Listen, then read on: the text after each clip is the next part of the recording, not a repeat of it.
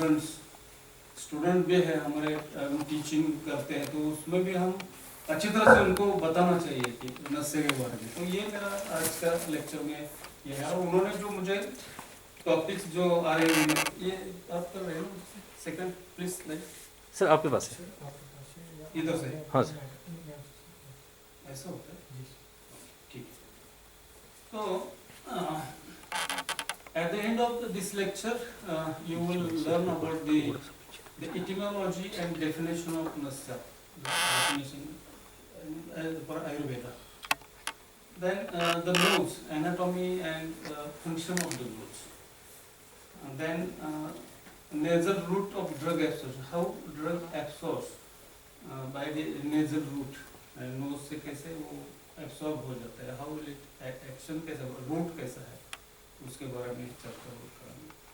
तो गंध ज्ञान ऑल्फैक्शन, गंध ज्ञान कैसा होता है, और उसी तरीके से जो आयुर्वेद में बताया है एब्सॉर्प्शन एंड ट्रांसमिशन ऑफ नस्य द्रव्य, वो ऑल्फैक्टरी नर्व से भी कैसे उधर जा सकता है उसके बारे में भी विचार हो जाएगा। नेक्स्ट पॉइंट है standardisation of the dose of various types of nasya. जो डोज के बारे में बहुत कंफ्यूजन है, हम पूरी चर्चा इसके ऊपर करेंगे और एक माइंड में पक्का करेंगे कि ये आयुर्वेद में भी दिया है और वो कैसे हम इम्प्लीमेंट कर सकते हैं। और ये चल रहा है तो वो आप क्वेश्चन मुझे पूछना है तो वो हम आंसर उसके दे के आपका जो कंफ्यूजन है तो उसके लिए आपको सॉल्यूशन मिलेगा, नहीं तो ये चलता ही रहेगा, कभी रुकने वाला नहीं। ये आपका जो क्वेश्चन है ना, हमें भी है, जो हम सीनियर इतने हो गए और फिर हम एजुकेशन तो कंप्लीट नहीं होता है, लास्ट मिनट तक हम स्टूडेंट हैं। ये पहला डेफिनेशन आप सभी ध्यान में दो, टीचर हो गए, आई एम नॉट कंप्लीट कोई भी नहीं रहता, तो ये मेरा एक्सपीरियंस से बता रहा हूँ। तो लास्ट मिनट तक आपको ये स्टूडेंट है, तो ये चलता ही रहेगा। और ये मेन मोटो क्या होता है कि अपडेट कैसे कर सकते हैं, अपडेट द नॉलेज में। हमने बहुत सपोज 90 के पहले हमारा हो गया BMS हो गया, बाद में हम 90 के दूसरे 5 के दरम्यान 4 में हम MD हो गए, तो उसी टाइम का मेरा नॉलेज है, तो वही हम चलते चलते कितने दिन चलेगा। तो ये है CME क्यों अरेंज किया जाता है, ऑर्गेनाइजेशन ये RAV या गवर्नमेंट या आयुष क्यों करते हैं, तो वो भी रीजन होता है। तो मैं एक भूल गए कि मुझे भी उधर से इधर जाने के लिए परमिशन दे दिया हमारे vice chancellor professor Sanju sir Sharma sir, तो उनका भी मैं थैंक्स बताना भूल गया था। वो भी उन्होंने इधर आने के लिए परमिशन दे दिया, इसलिए हम इधर पार्टिसिपेट हो गए। तो अभी सभी पार्टिसिपेंट है उनका भी मैं इधर वेलकम करता हूँ और पहले ही आपको आभार देता हूँ कि आप इधर, अच्छा है कि ये ऐसे इवेंट पार्टिसिपेट होना चाहिए। नेक्स्ट पॉइंट है ये स्टैंडर्डाइजेशन ऑफ बिंदु मात्रा, इसके ऊपर तो बहुत चर्चा हो सकती है, तो फाइनल क्या करते हैं हम, इसकी भी इधर चर्चा हो जाएगी। देन स्टैंडर्डाइजेशन ऑफ स्नेहपक, स्नेहपक कैसे तैयार करने का, उसका क्या क्यों हमारे लिए लगता है स्नेहपक। देन है ऑपरेटिव SOP ऑफ डिफरेंट नस्य, अलग अलग 5 प्रकार से हमें, तो उसका शॉर्ट में हम बता सकते हैं। SOP ऑफ धूम्रपान वो भी है, तो उसके बारे में भी हो जाएगा। नस्य व्यापक कॉम्प्लिकेशंस, तो कोई भी हमारा आयुर्वेद में कर्म है तो उसके लिए कॉम्प्लिकेशंस है, वो ठीक तरह से नहीं किया प्रोसीजर, हमारा डायग्नोसिस नहीं है, वैद्य है या अटेंडेंट है या मेडिसिन है या पेशेंट है, तो उन्होंने कुछ भी फॉलो नहीं किया है कि जो हमने बताया, या कैसा उसमें कुछ डिफिकल्ट है या प्रॉब्लम है, तो ये कॉम्प्लिकेशंस आगे हो जाता है। और रैशनल बिहाइंड द 14 कालाज प्रिस्क्राइब्ड बाय प्रतिमर्शनस, तो प्रतिमर्शनस है तो उसमें क्या है, या ऐसा रैशनैलिटी क्या है, what is the cause behind it, वो उसके बारे में हम चर्चा हो जाएगी। और नस्यकर्मी न्यूरोलॉजिकल डिसऑर्डर्स, मेरा जो एक्सपीरियंसेस है इतने साल में, तो ये आपसे शेयर करूंगा उसके बारे में। एटिमोलॉजी नस, तो ये जो अल्फाबेटिकल जो संस्कृत टर्मिनोलॉजी है इंटरनेशनल, तो उसमें NAS नस ऐसा शब्द किया है, तो तो उसमें क्या बीइंग क्रूकेट और कौटिल्य मीन्स ये कैसा है कि क्रूकेट और कर्व, ये जो नासा है ना ऐसा है कर्व, उसके कारण उसको नस बोला जाता है संस्कृत वर्ड में। तो इसीलिए ये उसका नामाभिधान कर दिया है। तो सिंपल ये है कि ऐसा मार्ग देखा आपने, मार्ग समझ जाता है ना मार्ग, तो ऐसा कर्व है, तो नस कर्व के लिए शब्द प्रयोग है। और हमारे यहाँ नस ये स्त्रीलिंग ये है, फेमिनाइन वर्ड है, नासिका ऐसा, वो उसमें वर्ड ऑप्शनली सब्स्टिट्यूट किया है नासिका में, तो नासिका हम बोलते हैं। नस एक कर्व के लिए संस्कृत है, टर्मिनोलॉजी समझ गया तो आगे हम नस नस से क्या है ये समझ जाएगा, तो ये थोड़ा बेसिक उसके लिए हम हो सकते। तो ये आपको क्लियर होता है कि सब्स्टिट्यूट नासिका ऐसा बताया है कि ये कर्व ऐसा पार्ट है, इसीलिए उसको नामाभिधान किया है। तो अलग अलग नस्य नासिकाये हितम तत्र भवम वा यत नसादेशः, यानी नेजल, तो इसके लिए शब्द प्रयोग किया है। Same the hairs in the nose, ऐसा शब्द प्रयोग। स्टर्निटोरी कुरुते मूढ़ एवं ही यह श्रेयो न अधिगच्छन्ति धूपे अंजन योगेश्च नस्य कर्माभिः एवच, तो नस्य कर्म इसके लिए शब्द प्रयोग किया है। देन स्या the nose, then the string, ये जो कफ निकलता है ऐसा स्ट्रीम जैसा नीचे, तो उसके लिए भी ये शब्द एनिमल में आपको दिखाया जाता है, जो गाय भैंस है तो उसके लिए, तो वो नस्य, उसके लिए नस्य, नस्य इधर नस्य, ये कभी कभी नस्य बोला जाता है, नस्य हमारा मराठी में, उधर महाराष्ट्र में नस्य ऐसा बोला जाता है। I am original from Maharashtra, Pune. नस्य या नस्य, कर्नाटका में गया तो नस्य ऐसा शब्द प्रयोग किया जाएगा, तो नस्य सिंपल है नस्य, तो ये उसके लिए ये क्लियर कर दिया गया। Being in the nose nasal a substance provocative sneezing, sneezing जो होता है, और स्टर्नेटोरी कर्मण, कर्म के लिए ये शब्द प्रयोग किया है, एम्प्लॉयमेंट। और ये जो लास्ट में जो है वो ध्यान में रखिए, एराइन थेरेपी है ये, और tonic treatment of the head, head के लिए ऊर्ध्व जत्तुगत विकार, ये आगे सूत्र है वो, नासा ही शिरसोदरम तेन तद्व्याख्यान्ति, आपको मालूम। तो इनहेलेशन थेरेपी, उसके लिए नस्य शब्द प्रयोग किया। तो ये उसकी एटिमोलॉजी है।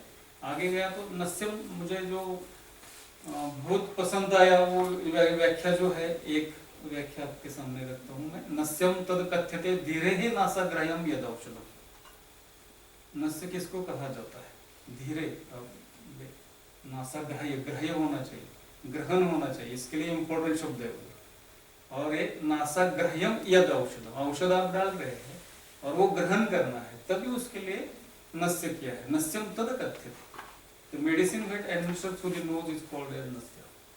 Then औषधम, औषध सिद्धो स्नेहवा नासिकाभ्यम दीयति इति नस्यम, यानी औषध है वेरियस टाइप्स ऑफ, ये आपका इधर स्नेह रहेगा मेडिकेटेड ऑयल, या घी रहेगा मेडिकेटेड, या सिंपल घी है, और तेल है, या वसा है, मज्जा है, ये अलग अलग तरीके के जो मेडिसिन चूर्ण पाउडर स्वरूप में है या धूम है, सभी औषधम, औषध सिद्धो व स्नेहम नासिकाभ्यम दीयति इति नस्यम, ये भी अच्छी व्याख्या बताई ग्रंथ में, तो ये भी आप ध्यान में रख सकते हैं।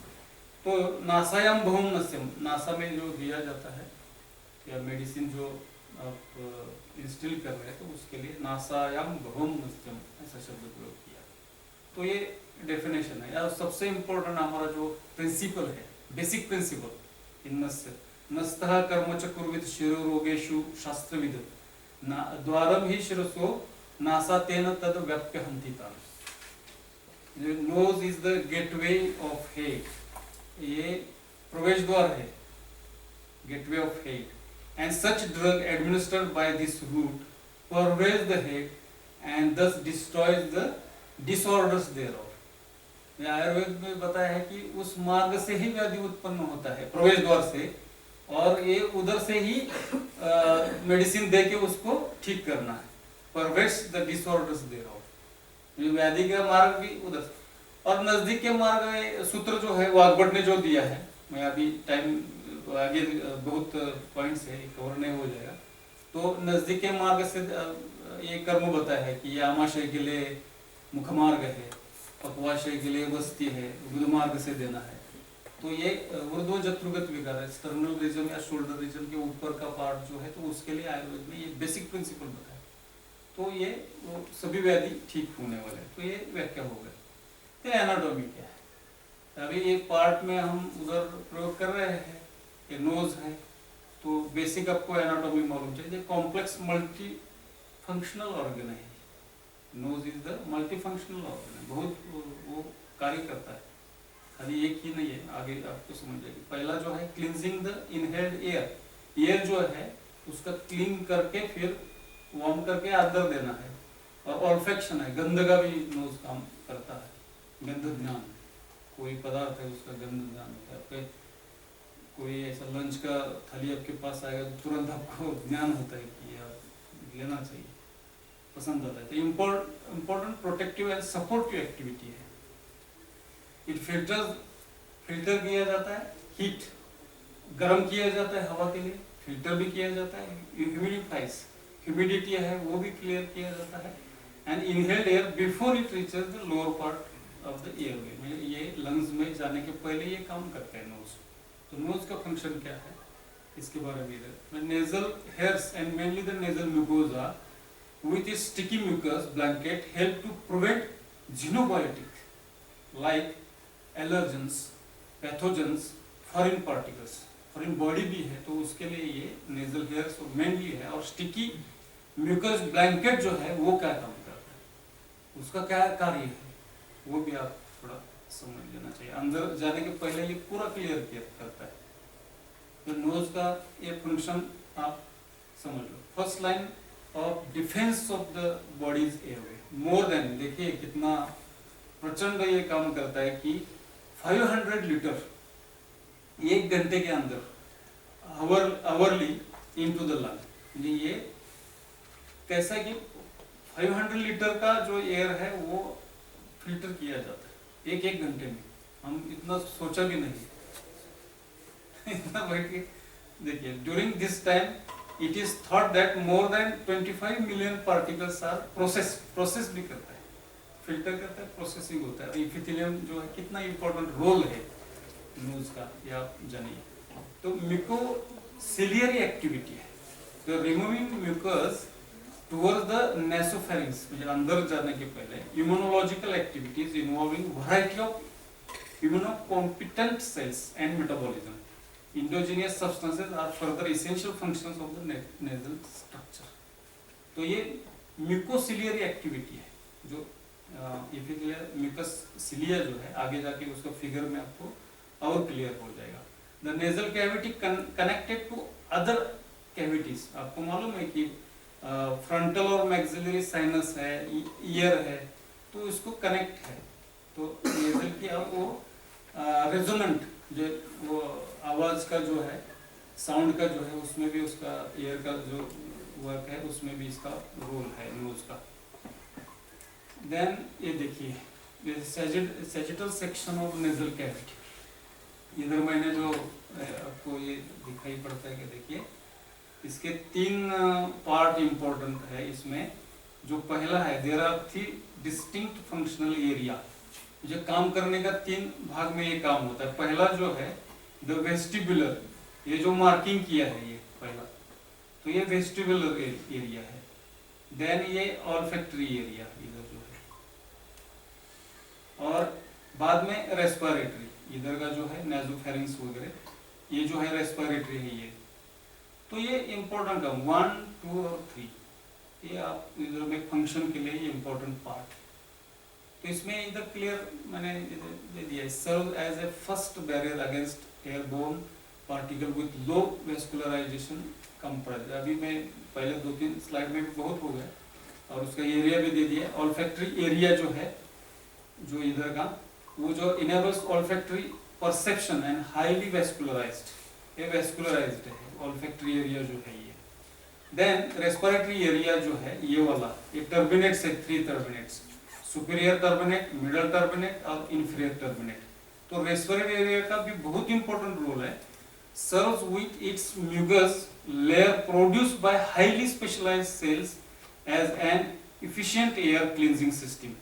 The surface of this zone is enlarged by the division of the cavity by lateral walls into the three nasal turbinates and by the magnification of the mucosa by microvilli and cilia.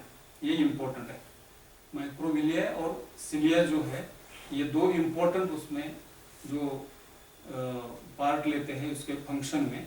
The magnification in terms square centimetres उसका कोई जरूरत नहीं है, लेकिन ये आप देखिए इसमें जो सेल्स है कौन सा काम करता है, म्यूकोजा बाय माइक्रोविलिया और सिलिया. आगे जाके आप मैं डायग्राम है उसपे आपको क्लियर हो जाएगा. तो ये तीन एरिया आपको ध्यान में आ गए कि फंक्शन कैसे होता है. The posterior region of the nasal cavity is the nasopharynx. बाद में ये फंक्शनों के आगे है. Its upper part consists of ciliated cells. cilia ciliated आगे फिगर है आपको क्लियर हो जाएगा. The lower part contains squamous epithelium. The area is also part of the mucosal immune system. Due to the rich vascularization, the olfactory and the particular the respiratory zone may serve as an efficient absorption surface of topically applied drugs. ये देखिए तो zone जो बताया है वो vascular है, olfactory है, तो उसमें आप ये जो हम अप्लाई कर रहे हैं ड्रग्स वो उधर उसकी एक्शन या एब्सॉर्प्शन के बारे में आप समझ लेना चाहिए. Olfactory region with its vicinity to the cerebrospinal fluid and direct nervous interference to the brain has attracted research interest for possible nose to brain delivery. ये मॉडर्न से एक बोलते हैं, लेकिन आयुर्वेद में तो क्लियर कर दे रहे नासा ही शीर्षोद्वारम तेना तद्व्याप्यंतिता. तो ये लोग अभी रिसर्च चल रहा है तो वो किधर किधर है, तो डेफिनेटली उधर ये एब्सॉर्ब होता है. देखिए ये तो इसमें म्यूकोजा जो है प्रोड्यूसिंग गोबलेट सेल्स जो है 20% है और जो सिलेटेड सेल्स है 80% है. तो ये इम्पोर्टेंट ये जो सेल्स है उसका फंक्शन है. तो इसमें पार्ट है कि जो है ये समझ लीजिए. बाकी का जो है various cells epithelium are joined together by tight junction. Mucosa continuously produced by goblet cells traps inhaled particulate the infection debris while the propulsive force देखिए 1000 strokes per minute पर मिनट के लिए ये 1000 strokes से इन्फेक्शन जो debris है उसके लिए generated by the cilia. Ciliated cells transport the mucus toward the nasopharynx gastrointestinal tract for elimination. तो आयुर्वेद में ये बताया है वो 1 मिनट में स्ट्रोक्स देते हैं. सिलेटेड जो है ये जो सेल्स है और उसमें ये जो म्यूकोजा जो है और उसमें सब क्लियर करके वो आगे छोड़ने का काम वो कर रहे हैं. तो हमारा भी ना बताया है आगे और जाके आपको क्लियर होने वाला है. ये देखिए this effective cleansing mechanism is called as mucociliary clearance MCC. ये word important आप ध्यान में रखिए. The MCC time is approximately 20 minutes, but subject to great inter-subject variation उसमें हो सकता है. तो ये mucociliary clearance जो है MCC वो important है. ये जो अंदर जो फंक्शन एरिया जो सिलेटेड सेल्स है तो वो कर रहे हैं उसके लिए. नेसोफेरिंक्स से अंदर छोड़ के आप गैस्ट्रोइंटेस्टाइनल ट्रैक्ट तक जाने वाला है, पूरा जो आने वाला है सब तो वो क्लीन करके जाने का. ये एपिथेलियम सेल का बहुत इंपॉर्टेंट ये रोल है. तो इसमें भी बताया है कि MCC is depend on the function of the cilia. उसका फंक्शन ठीक तरह से हो रहा है क्या नहीं हो रहा है उसमें ये डिपेंड करता है. The characteristics of the covering mucus which can be influenced by acute and chronic illness. किसी को आपके पास मरीज आता है, पेशेंट आता है और उसको कुछ है तो ये थोड़ा नहीं होने वाला है काम उसमें, तो हम उसमें नस से कैसे देंगे फिर, ये तो नॉर्मल चाहिए. लेकिन आयुर्वेद में तो बहुत ही बताया है, वो बताया कि कोल्ड है, एलर्जिक राइनाइटिस है तो वो फंक्शन डिक्रीज हो जाता है. ऐसे इसका मतलब many substances can influence the MCC of the airways either by stimulation or inhibition. तो ये ड्रग हमारा काम इस तरीके से करता है, स्टिमुलेशन करना और इनहिबिट करना उधर जो माइक्रो ऑर्गेनिज्म जो आया है, और स्टिमुलेशन करके फंक्शन उसको बढ़ाना है। तो नस से ऐसा काम करता है। बाकी ये क्या है कि a stimulatory effect of drugs on the MCC is of clinical importance. तो ये म्यूकोसिलियरी जो है क्लियरेंस, उसमें जो ड्रग काम करता है वो इम्पोर्टेंट है, स्टिमुलेटरी इफेक्ट जो है, because these substances can possibly be used to improve pathological conditions of the MCC। हम जो नस से दे रहे हैं तो मॉडल से कोरिलेट करके उसका काम अच्छा हो गया तो क्लियरेंस हो गया तो ये फंक्शन अच्छा हो जाएगा और वो नॉर्मल हो जा सकता है। The components, drug ingredients of nasally administered formulations with a to produce pronounced MCC impairment activity may limit their limitations तो हर एक के लिए है। तो ये देखिए मैं जो अभी बोल रहा था कि सेल टाइप्स कैसे कैसे, nasal epithelium with covering mucosa layer, इधर दे दिया ये फिगर में। तो जेल लेयर है, ये जो ऊपर वाला जो है पार्ट, ये देखिए जेल लेयर है, सोल लेयर है, ये जो म्यूकोसा म्यूकस लेयर है, ये म्यूकस ये सब पूरा है। ये जो है non ciliated cell with microvilli, मैं बोला ना ये माइक्रोविली है और ये सिलिएटेड है, ये सिलेटेड है, उसके लिए इधर ये नेम दे दिया। तो ये दोनों इम्पोर्टेंट हमारे जो एपिथेलियम में सेल्स है, ये सेल है वो काम कर रहे हैं। और ये गोबलेट सेल है और बेजल सेल है, तो बेसमेंट मेम्ब्रेन है। तो ये देखिए आगे जाके ये मॉडर्न से भी ये 1927 में म्यूकोसा हर्बर एंड हॉर्नर ने ये उसका इन्वेंशन किया कि nasal chamber and accessory sinuses and pseudo-stratified columnar slated epithelium except olfactory pre-terminal area। तो ये हमारा एब्सॉर्प्शन का ये मेन जो साइट है, उधर से ये ड्रग है वो एब्सॉर्ब होने वाला। The nasal mucosa is supplied by the spinopalatine branches of maxillary artery। ये कैसा सप्लाई है, ये वो आगे मेडिसिन कैसे जा सकता है ब्रेन तक। तो ये spinopalatine branches of maxillary artery and the anterior and posterior ethmoidal branches of the ophthalmic artery spaced anterosely, further branching out to the fine sub-epithelial fluxes। epithelial fluxes जो है तो उससे ये कनेक्टेड है, और उधर ये हमारा nasal route of drug absorption है। तो ये 1927 में ये मॉडर्न में होता है कि नोज ये उधर से एब्सॉर्प्शन, ड्रग एब्सॉर्प्शन के लिए ये म्यूकोसा से हो सकता है। तो ये देखिए इधर एक और एक फिगर दिया है, तो pseudo stratified ciliated columnar epithelial cell, ये ऐसा जो है ये सेल जो है सिलिया न्यूक्लियर साइटोप्लाज्म, तो ये इससे काम होता है। ये उसका एनिमेशन में स्वरूप में ये आपको देते, सिलिएटेड जो है उससे ये वो कैसा आगे इतना वाइब्रेशंस 1000 पर मिनट करके वो आगे आगे आगे जो सब क्लियर करके क्लियरेंस करते हैं। एमसीसी जो है तो ये चैनल जो है तो उससे ये तो हमेशा ये होता ही है, और वो सेल में कुछ गड़बड़ हो गया तो ये काम नहीं होने वाला है, तो उसको स्टिमुलेशन करना है और उसके लिए उसका फंक्शन नॉर्मल करना है, ये हम नस्से में सोच सकते हैं। अभी हमारा आयुर्वेद पद्धति से जो है ये ऑल्फैक्टरी का जो है गंध ज्ञान, ऑल्फैक्शन, गंध संवेदना कैसी हो जाती है। तो ये देखिए नासा मूल जो है श्लेष्मल कला जो बताई है 1 to 2 सेंटीमीटर ऐसी होती है, तो उसमें ये ऑल्फैक्टरी नर्व है, उसके एजिंग्स उधर आपको मिलते हैं कि फिगर मैंने अभी नहीं दे दिया इधर, ऑल्फैक्टरी नर्व है। तो उधर से ये सेंसेशन किधर किधर जाता है, तो ये एमिग्डाइल न्यूक्लियस है और पायरिफॉर्म एरिया जो है prefrontal cortex reaches sense of smell and stimulation, तो उधर ये जाता है सेंटर में, ब्रेन में।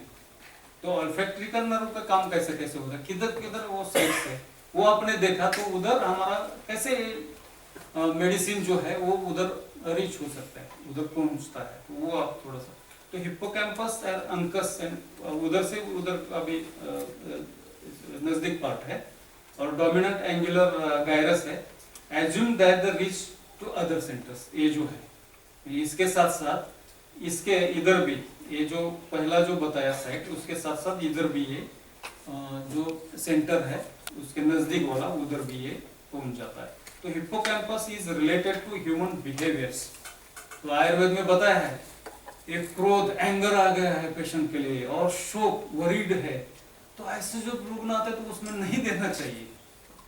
तो आयुर्थाजोनियस बैग चरक सुश्रुत वाग्भट को ये मालूम था कि इसमें नहीं देना चाहिए, क्योंकि ये स्टिमुलेट हो गया तो प्रॉब्लम होने वाला है उधर, कि हमारा ड्रग उधर जाके पहुंचने वाला है, उसका जो एक्शन जो है, एक्टिंग जो प्रिंसिपल है, ड्रग का प्रॉपर्टीज बोलते हैं, तो वो उधर पहुंचकर ये काम करने वाला है। तो ये इसीलिए तो action of nasya can be studied by, ये जो है प्रोड्यूस आफ्टर द क्षोभ बताया है। क्षोभ हमें हमेशा बताता हूँ कि पंचकर्म जो है, वमन है, विरेचन है, एक क्षोभजनक है, क्षोभ उत्पन्न होता है, ऐसा बताया कि पेशेंट को थोड़ा एक्सर्शन होता है, क्षोभ होता है ना, वमन में देखा है, विरेचन बस्ती में भी होता है, तो नस्य भी है। ये तो ये उसकी एक्शन कैसी होती है, क्षोभ होता है, तो उससे भी आप जान कर लेना चाहिए, थोड़ा फैन अवे करना चाहिए ना, ये थोड़ा फैन